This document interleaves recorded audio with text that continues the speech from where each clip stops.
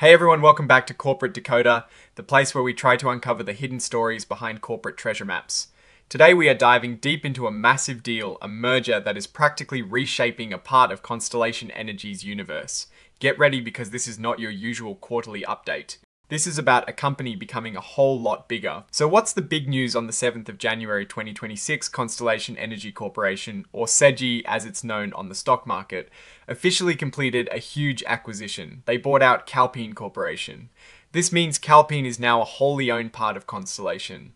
Imagine one giant company swallowing another. That's pretty much what happened. This wasn't a spur-of-the-moment thing. They had an agreement, a plan of merger, signed way back in January 2025. The deal involved a whole bunch of shell companies with names that would make your head spin, but the key players are Constellation Energy Corporation, which we'll call SEG Parent, and Calpine Corporation. Now why is this important? Well, Calpine is a power generation company itself. So this acquisition significantly expands Constellation's footprint in the energy sector. It's like Constellation decided they wanted a whole lot more power generation muscle, and they got it.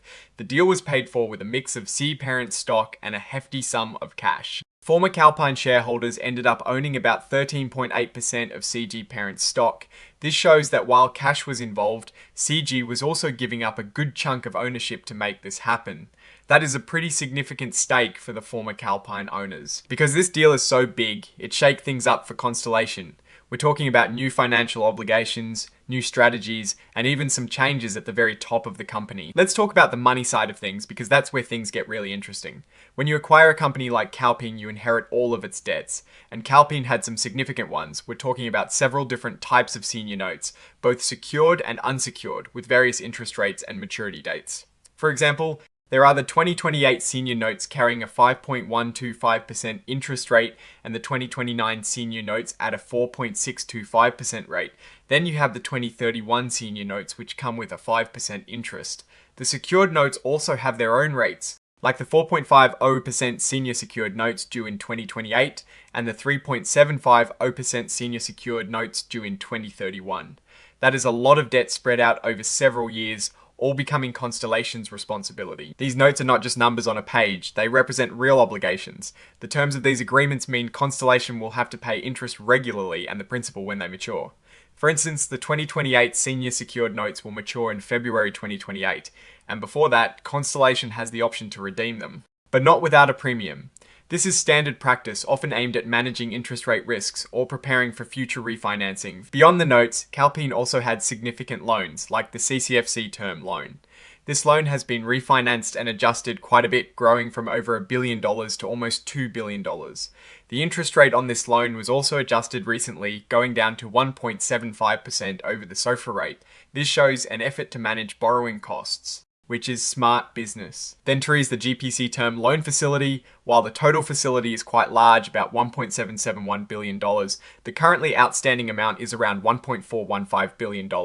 The interest rate here is linked to term SOFR, with a rate that increases over time, starting at 1.5% and going up to 1.75% by the maturity date in May 2029. This is another example of long-term debt that Constellation has now taken on. But the financial story doesn't end with debt. The deal also involved issuing new shares of Constellation Energy Corporation stock to the former Calpine shareholders. To manage this, a registration rights agreement was put in place. This agreement gives these new shareholders certain rights, like demanding that their shares be registered with the CC so they can be sold more easily. This agreement also includes a lock-up period. Half of the shares received by these shareholders will be locked up until the 30th of June 2026 and the other half until the 30th of June 2027. This is a common feature in mergers to prevent a flood of new shares hitting the market all at once, which could destabilize the stock price. Now, like any big acquisition, there are always leadership changes. Effective the 7th of January 2026, Daniel Eggers, who was the Executive Vice President and Chief Financial Officer, was promoted to Senior Executive Vice President, Finance and Data Economy. He is stepping down as CFO. Taking his place is Shane Smith, who was previously Senior Vice President of Treasury and Credit. He is now the Executive Vice President and Chief Financial Officer, and he is also stepping into the role of Principal Financial Officer. This kind of reshuffling happens to ensure the right people are in place to manage the newly enlarged company. Shane Smith's compensation package reflects his new responsibilities, including a base salary of $725,000 and significant long-term incentive targets. Constellation Energy Corporation issued a press release on the 7th of January 2026 to announce the completion of these mergers. This filing is essentially the official confirmation of all these events, while the document walks through the nitty-gritty of the merger agreement and all the legalities. The core story is clear. So what does all this mean for Constellation Energy Corporation? On the surface, they've made a massive strategic move. They've significantly boosted their power generation capacity by acquiring Calpine. This could lead to substantial synergies, meaning cost savings and increased efficiency by combining operations. They'll have a more diversified portfolio and potentially a stronger market position. However, this comes with a considerable financial burden. Inheriting Calpine's debt means Constellation now has a much larger debt load to manage. The various senior notes and term loans are significant obligations that will impact cash flow for years to come. The lockup periods on the newly issued shares are also an important factor to watch for potential stock price volatility in the coming months. The leadership changes, particularly the CFO transition, are crucial. Shane Smith will now be at the helm of the combined company's finances during this critical integration period. His experience will be tested as he navigates the complexities of merging two large financial structures. In my opinion, this acquisition is a bold move that positions Constellation Energy for growth in the evolving energy landscape. The scale of Calpine's generation assets is impressive, however. The real test will be in the execution of the integration. Can they effectively manage the increased debt load and realize the projected synergies? The success of this merger hinges on their ability to streamline operations, leverage their combined assets, and maintain financial discipline. The risks are definitely there, mainly revolving around debt management and the integration process itself. But the opportunities are equally significant if they can pull it off, potentially becoming an even more dominant player in the energy sector.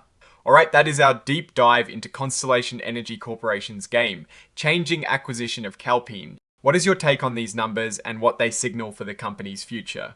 Drop your thoughts in the comments. If this analysis was valuable, hitting that like button really helps. And subscribe for more deep dives. Don't forget to check out the Discord in the description. Thanks for watching. See you next time.